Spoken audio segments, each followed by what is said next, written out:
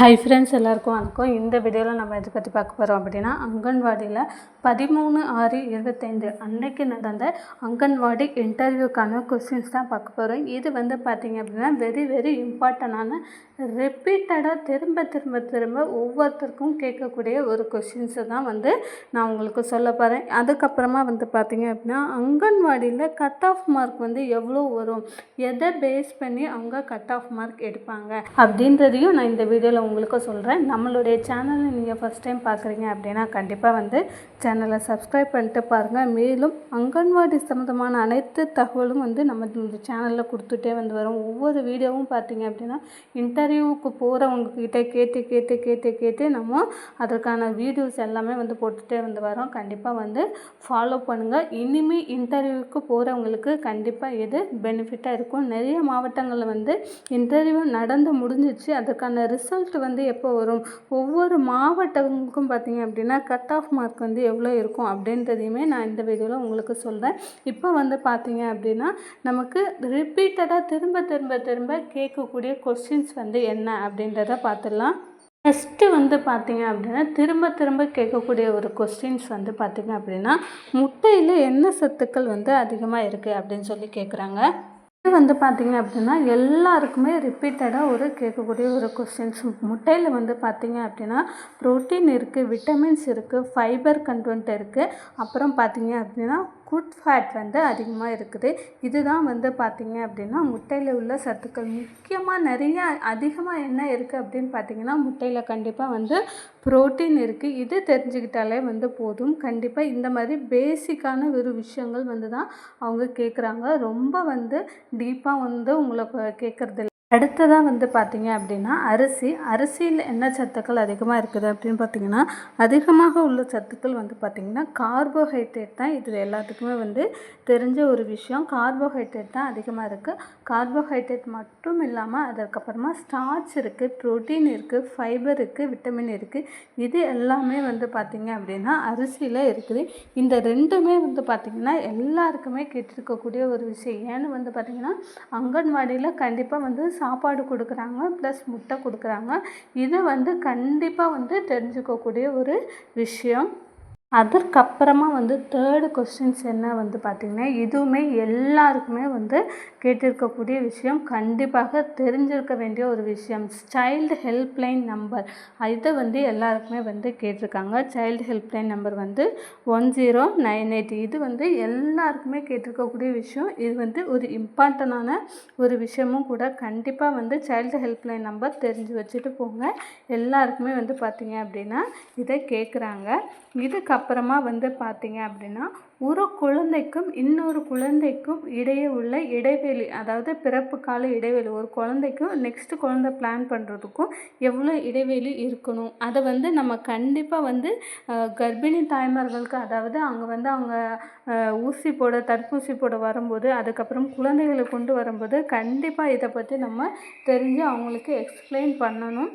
இதில் பார்த்திங்க அப்படின்னா 1.5 வயதிலிருந்து 3 வயது வரை நம்ம ஒரு குழந்தைக்கும் இன்னொரு குழந்தைக்குமான இடைவெளி இருக்கலாம். இதை கண்டிப்பாக தெரிஞ்சுக்க வேண்டிய ஒரு விஷயம். இதையுமே அவங்க கேட்குறாங்க. ஒரு குழந்தை இதை நம்மளாம் தெரிஞ்சுட்டு தாய்மார்களுக்கு நம்ம எக்ஸ்பிளைன் பண்ணணும். அதனால் கேட்குறாங்க. அதுக்கப்புறமா பார்த்திங்க அப்படின்னா ஐசிடிஎஸ் நம்ம எல்லா சேனல்லையுமே வீடியோலையுமே சொல்லியிருக்கிறோம்.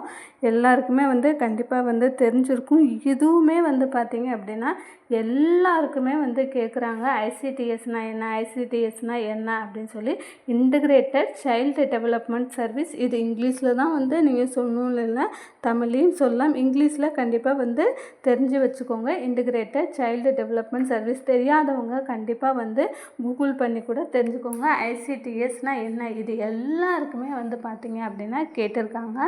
இதற்கப்புறமா பார்த்திங்க அப்படின்னா, நீங்கள் ஒரு வேலைக்கு இன்டர்வியூவுக்கு போகிறீங்க அப்படின்னா, நீங்கள் இருக்கிற இடத்துக்கும் உங்கள் அங்கன்வாடி மையத்துக்கும் எவ்வளோ தூரம் டிஸ்டன்ஸ் இருக்கணும் அப்படின்றத கேட்டிருக்காங்க. கண்டிப்பாக உங்களுடைய வீடு அங்கன்வாடி மையத்துக்கு எவ்வளோ தொலைவில் இருக்கணும், எவ்வளோ தூரத்துக்குள்ளே இருக்கணும் அப்படின்னு சொல்லி எல்லாருமே கேட்டிருக்காங்க. கண்டிப்பாக நீங்கள் 3 கிலோமீட்டருக்கு உள்ளே நீங்கள் இருந்தால் மட்டும்தான் உங்களை நெக்ஸ்ட்டு வேலைக்கு அப்பாயிண்ட் பண்ணுவாங்க. நீங்கள் நீங்கள் வந்து 5 கிலோமீட்டர் 10 கிலோமீட்டர் தூரத்தில் இருந்தால் கண்டிப்பாக வந்து பண்ண மாட்டாங்க. கண்டிப்பாக உங்கள் அங்கன்வாடி மையத்துக்கும் உங்கள் வீட்டுக்கும் இடையே உள்ள தூரம் வந்து 3 கிலோமீட்டர் இருக்கணும். இதையுமே வந்து கண்டிப்பாக தெரிஞ்சு வச்சுக்கோங்க. இதை வந்து அவங்க ஒரு கொஸ்டினாகவே கேட்குறாங்க.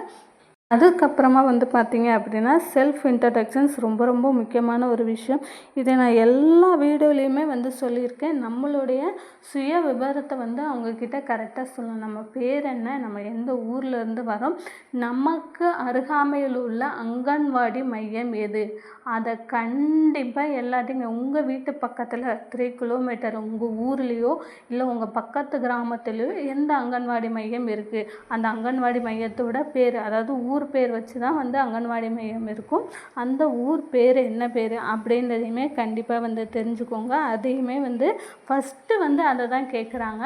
அதுக்கப்புறமா பார்த்தீங்க அப்படின்னா உங்களுடைய ஃபேமிலி, உங்கள் அப்பா அம்மாவோ அன்மேரிடாக இருந்தால் அப்பா அம்மா, மேரிடாக இருந்தால் ஹஸ்பண்ட் என்ன தான் பண்ணுறாங்க அப்படின்னு சொல்லி கேட்குறாங்க. இல்லை குழந்தைகள் இருக்குது அப்படின்னா குழந்தைகள் உங்களுக்கு எத்தனை குழந்தைகள் இருக்குது, ஆண் குழந்தையா பெண் குழந்தையா, அவங்களோட வயது என்ன, அவங்க என்ன படிக்கிறாங்க அப்படின்ற டீட்டெயில்ஸுமே வந்து கேட்குறாங்க.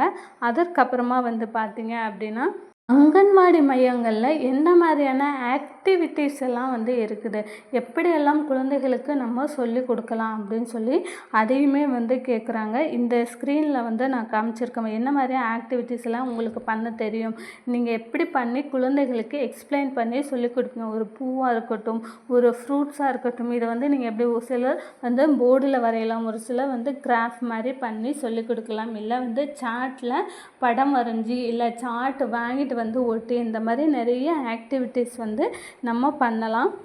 இதையுமே வந்து கேட்குறாங்க.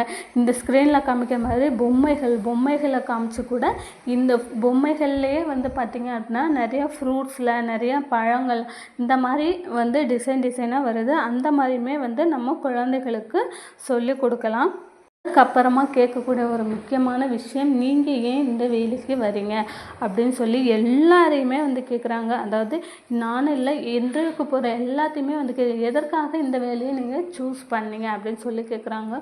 ஒரு சிலருக்கு பார்த்தீங்க அப்படின்னா கவர்மெண்ட் வேலைக்கு போகணும் அப்படின்ற ஒரு விருப்பம் இருக்கும். ஒரு சிலருக்கு பார்த்திங்கன்னா குழந்தைகளுக்கு கற்பித்தலில் ஒரு இன்ட்ரெஸ்ட் இருக்கும், குழந்தைகளுக்கு சேவை செய்கிறதுலேயும் ஒரு இன்ட்ரெஸ்ட் இருக்கும். இந்த மாதிரியான நிறைய விஷயங்களை வந்து அவங்க கேட்குறாங்க. கண்டிப்பாக வந்து சும்மா வந்தேன் இல்லை வந்து அப்படின்னு மட்டும் சொல்லிடாதீங்க. இல்லை குழந்தைகளை எனக்கு ரொம்ப பிடிக்கும், குழந்தை டீச்சராக ஆகணும் அப்படின்ற ஒரு ஆசையில் வந்து இந்த மாதிரி நிறைய விஷயங்கள் உங்கள் மனதுக்கு என்ன தோணுதோ, எதை கரெக்டாக சொல்லணுமோ அதை மட்டும் சொல்லுங்கள். இந்த மாதிரியான பேசிக் கொஸ்டின்ஸ் தான் வந்து கேட்குறாங்க. இது வந்து பார்த்திங்க அப்படின்னா உங்களுக்கு ரொம்ப ரொம்ப ஹெல்ப்ஃபுல்லாக இருக்கும். இனிமேல் இன்டர்வியூ போகிறவங்களுக்கும் கண்டிப்பாக ஹெல்ப்ஃபுல்லாக இருக்கும். இன்றைக்கி எந்தெந்த மாவட்டங்கள்லாம் இன்டர்வியூ நடந்தது, என்ன மாதிரியான கேள்விகள்லாம் கேட்டிருந்தாங்க அப்படின்றதையுமே நான் நாளைக்கு வீடியோ போட்டேன். கண்டிப்பாக தேங்க்யூ ஃப்ரெண்ட்ஸ்.